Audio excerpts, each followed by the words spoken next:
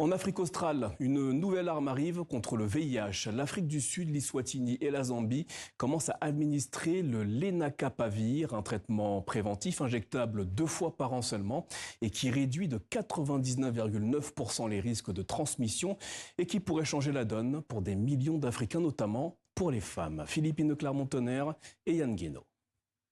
Ce nouveau traitement réussira-t-il là où d'autres avant lui ont échoué?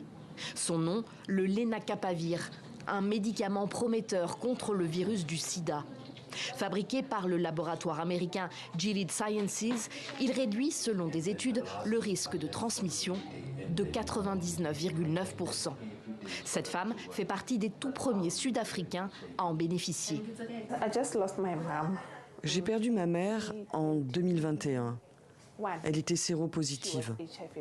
C'est pour cela que je prends ça très au sérieux. C'est une maladie très douloureuse. En Afrique du Sud, un adulte sur 5 vit avec le VIH. Pour être protégé du virus, seulement 2 injections par an suffisent. Une avancée immense par rapport aux précédents médicaments qui nécessitaient la prise quotidienne d'une pilule. C'est un grand changement. Certains d'entre nous ont peur des médicaments, car on finit par être jugé. Pourquoi est-ce que tu prends ces pilules? Mais lorsqu'on reçoit une seule injection, c'est beaucoup plus simple de cette manière.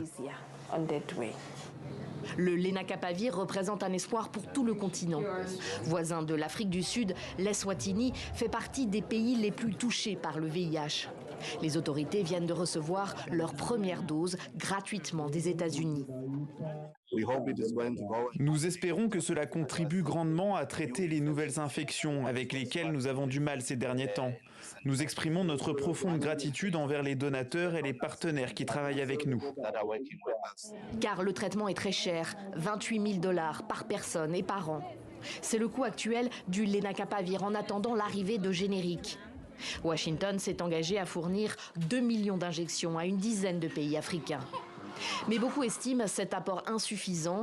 Jusqu'à présent, les États-Unis assumaient 75% des financements dans la lutte contre le sida. Mais ce soutien a drastiquement chuté en 2025 avec l'arrivée de Donald Trump.